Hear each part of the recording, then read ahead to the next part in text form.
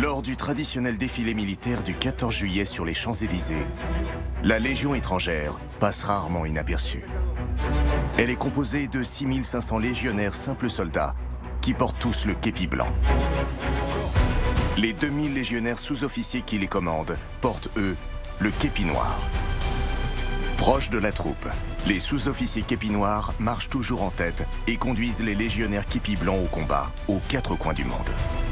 Des patrouilles en jungle amazonienne jusqu'aux champs de bataille d'Afrique, les sous-officiers sont partout où la Légion est engagée. À 45 bien pris, on décroche de la zone, on arrive sur ta position. Pour la première fois, nous allons suivre la formation de ces soldats d'élite, rouage essentiel entre les officiers du haut commandement et la troupe des légionnaires. C'est au sein du 4e régiment étranger de Castelnaudary, dans le sud-ouest de la France, que la Légion étrangère prépare ses futurs chefs. Castel, comme disent les légionnaires, c'est le régiment école de la Légion étrangère. C'est ici que sont formés les sous-officiers.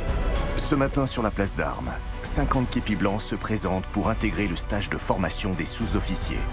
Tous ont le même rêve, conquérir leur képi noir. Votre seule mission ici pendant les 4 mois, c'est travailler, travailler et encore travailler. Pour être les meilleurs. Les meilleurs deviendront sous-officiers, les autres seront éliminés au fil des épreuves. Alors, parmi ces 50 soldats, combien seront képi noirs dans 4 mois? Pour obtenir ce statut envié, ils devront fournir de nombreux efforts. Allez, de l'avant là! Durant 16 semaines, ils vont enchaîner une multitude de tests physiques. Oh. Ne fais jamais ça. Je suis en train de boxer, je regarde. 4 mois de formation, qui se termineront par une ultime et redoutable épreuve. Un rallye final musclé, rite de passage obligatoire pour les soldats qui veulent devenir sous-officiers. Sur la plupart des épreuves qui les attendent, ils seront notés par leurs instructeurs. Le but, obtenir la moyenne sur l'ensemble du stage. Sinon, leur stage sera un échec. Si t'abandonnes maintenant, t'abandonneras toute ta vie. Allez, cours! Ils seront aussi évalués sur leurs aptitudes de combattants et devront apprendre à manier toutes les armes utilisées en opération.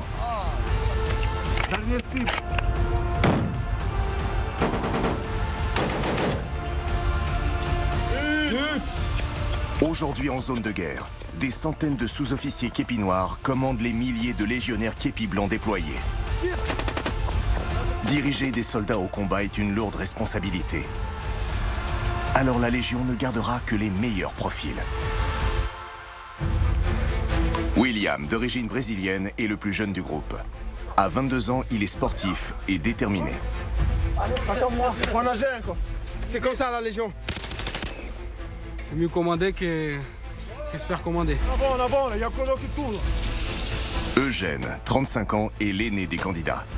Ancien ingénieur venu d'Ukraine, il se construit une nouvelle vie à la Légion étrangère. C'est plein d'activités. Chaque fois, on fait quelque chose de nouveau. Et c'est ça que j'aime bien. Comme ça, ouais. Je me lève. Allez. Vlad, lui, est un légionnaire spécialiste. Musicien, il n'appartient pas à un régiment combattant. Il est donc moins entraîné physiquement. Chacun a des faiblesses. C'est normal, c'est humain. Par contre, il faut les dépasser. Sortez ce trou là! Pour Vlad, plus encore que pour les autres, décrocher le képi noir sera une épreuve redoutable. Je suis plus prêt pour monter, mais pour donner un claque, j'ai toujours la force. Mais son fort caractère, tout comme son optimisme, feront peut-être la différence. Chambre 5 étoiles. Moins 15. Dans cette quête du képi noir, les aspirants peuvent compter sur un guide. L'adjudant Sébastien a 20 ans de carrière dans l'armée de terre française et de nombreuses opérations extérieures à son actif. Allez, 3 Kosovo, une Bosnie, République démocratique du Congo, l'Afghan, le Mali, la Centrafrique, l'aventure. Voilà, un mot, l'aventure. En charge de la formation des sous-officiers depuis 5 ans, il a la réputation d'être particulièrement exigeant avec ses élèves. Je vais les sortir de leur zone de confort, réduire la ration journalière, tout ce qui est alimentation, les priver de sommeil, et puis après ça va avancer tout seul. Ça, c'est ma méthode. Ils sont 50 soldats d'élite à postuler au grade de sous-officier, mais tous n'y parviendront pas. Alors lesquels seront assez forts physiquement et mentalement pour conquérir le képi noir?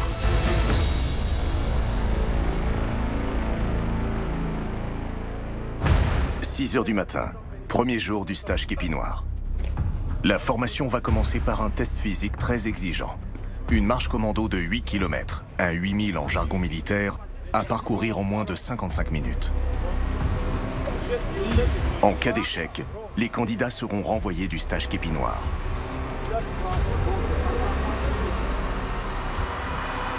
Les 8000, marche commando. Donc, casque, armes, équipement, le sac à 10 kilos. Moins de 55 minutes, vous êtes admis au stage. Je vais courir avec vous de manière à faire juste moins de 50, 10 sur 20. Si à un moment je vous double, c'est qu'il y a un problème. Vous êtes venu volontaire, c'est bien. Mais maintenant, il faut venir volontaire pour être sous-officier. Allez, prends l'ensemble, car vous. Combien 10 600, bah on est large. La règle est la même pour tous. 11 kilos. Sac à dos, armes, casque et ranger. Au total, chaque soldat devra porter ses 30 kilos d'équipement opérationnel durant ses 8 km. William a 22 ans. Même s'il est jeune et très sportif, il semble redouter cette épreuve. Bon, comme toujours, hein, on ne sent pas très fort, mais on va voir la performance après. Il faut bien filmer nos visages maintenant parce qu'après, ce sera plus pareil. Ouais, pas les mêmes visages. Parce que là, vous faites de la merde, c'est même pas la peine pour vous. Je pense pas que c'est votre but de retourner au régiment. Dans en avant, tout va se passer bien.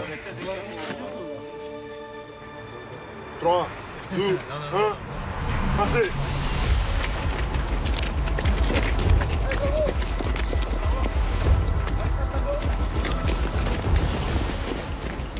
Le but de cet exercice, prouver qu'ils sont capables de s'exfiltrer d'une zone dangereuse rapidement et sans véhicule. Un test typique de la doctrine Légion. Lors des conflits modernes, l'endurance physique de ces hommes a fait leur réputation. Comment ça se passe, William, là? Ça va. Marche commando, c'est là qu'on voit notre niveau, quoi, en gros. Si on est bon physiquement, on peut le faire. Mais si on n'est pas bon, si on n'est pas prêt, c'est impossible. On ne peut pas tricher, on ne peut pas couper, quoi. On le fait ou on ne le fait pas. Quand ils partiront combattre dans le désert du Sahel, ces soldats ne pourront pas tricher non plus. Ils devront marcher des jours entiers, emportant tout leur matériel opérationnel, sous des températures dépassant parfois les 50 degrés. Au bout du 4e kilomètre, on va dire, on se sent carrément... Bah, là, je ne veux plus continuer. Les jambes qui commencent à s'arrêter tout seules, c'est là que ça compte vraiment la tête, quoi, le cerveau. C'est là que ça compte. Là qu'il faut carrément tout bloquer, tout verrouiller et continuer, quoi, continuer à courir. Tester la résistance psychologique des stagiaires quand ils sont en difficulté fait partie du processus de sélection de la Légion étrangère. Allez, rattrapez-moi, lâche rien, toi. Tu bien ou pas, Sébastien? On est pas mal. L'adjudant Sébastien est équipé d'une caméra embarquée. Son but ce matin, montrer l'exemple et surtout les garder sous tension.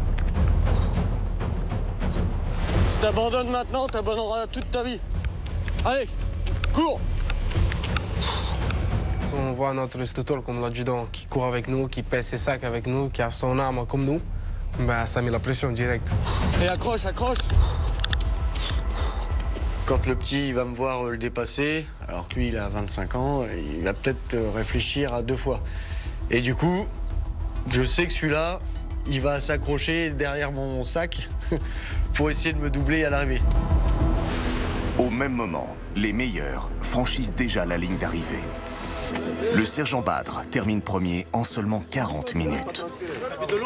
Ancien athlète olympique, il est le sous-officier en charge du volet sportif de la formation képi noir.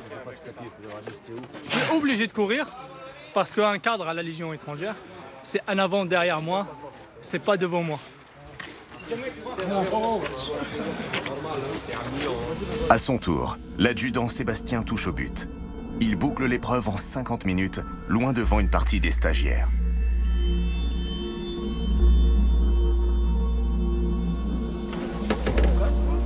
William arrive au bout de 52 minutes. Il se qualifie de justesse pour le stage képi noir. C'est pas bon. Il faut que je m'améliore. Moi, je cherche un bon résultat, quoi. Je cherche l'excellence, surtout les podiums. Après 55 minutes, le temps maximal autorisé, un candidat képi noir n'a toujours pas franchi la ligne d'arrivée. Allez, c'est pas fini, en avant là, jusqu'au bout là. On ressent un manque d'investissement avant de venir, de préparation. Qu'est-ce qui t'est arrivé? T'es perdu sur la route? Trop dur? Non. C'est pas grave, c'est pas obligatoire d'être sous-officier. Tu peux rester militaire durant, regarde, on allait très bien. Ça ira, hein. Allez, rejoins tes camarades.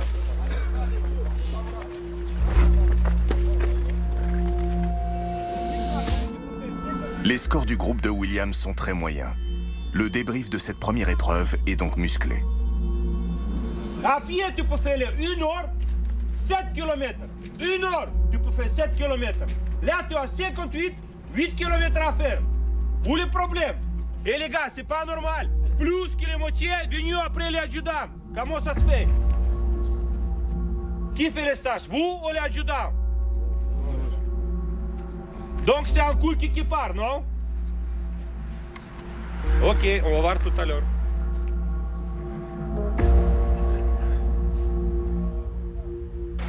La réaction de l'instructeur peut paraître violente, mais elle n'est pas gratuite. Ces stagiaires doivent prouver qu'ils sont capables de se dépasser dans la difficulté pour devenir des chefs.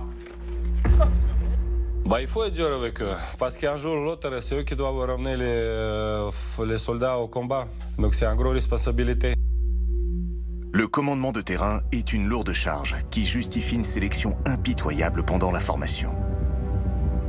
Le stagiaire Aga, en échec sur la marche commando ce matin, a recommencé l'épreuve dans l'après-midi, sans succès. Il est convoqué dans le bureau du capitaine Samuel, patron de la formation des sous-officiers. Il sait qu'il est sur le point d'être renvoyé.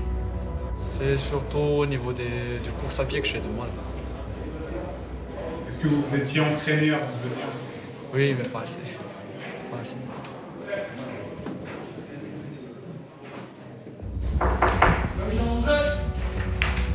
Oui.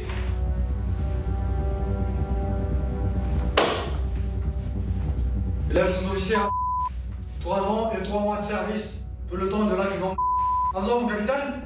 Après rattrapage, tu as toujours une note éliminatoire sur le 8000. Donc on t'a laissé plusieurs chances de t'améliorer, mais toujours en 58 minutes, tu dépasses de 3 minutes le temps qui est donné.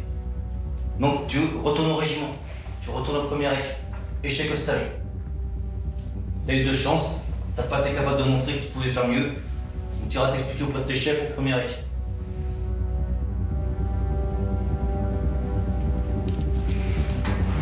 Tu peux exposer. Je peux disposer, Azor, mon capitaine?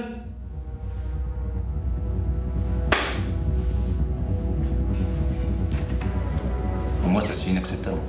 Les sous-officiers sont l'ossature de la Légion étrangère, donc on ne peut pas se contenter de sous-officiers à un niveau insuffisant. C'est peut-être pas un fantassin, c'est peut-être pas un combattant, peut-être qu'il sera dans un bureau major, comme il l'a dit, mais néanmoins, c'est la base de l'armée en général, et surtout à la Légion étrangère. Donc tous les sous-officiers doivent être physiques, donc on ne peut pas accepter un niveau aux telles entrées aussi faible. Au terme de cette première journée de sélection, les aspirants sous-officiers se retrouvent dans les dortoirs de Castelnaudary. Dans cette chambre, 5 soldats, 5 nationalités qui vont cohabiter ensemble pendant de longues semaines. William est né au Brésil. Il y mène une adolescence mouvementée. Sa mère, qui vit en France, le pousse alors à tenter sa chance à la Légion étrangère. Il rejoint les Bérets Verts en 2015 à l'âge de 17 ans. La même année ont lieu les attentats de Paris. Il découvre alors le sens de son engagement. Je savais que mon devoir déjà c'était de protéger la France, c'est pour ça qu'on s'engage à la Légion. Avant tout, quoi, on protège la France, c'est ici qu'on travaille, c'est ici que ma famille vit. Mais alors je me sentais utile déjà, je savais que dès que j'ai fini ma instruction,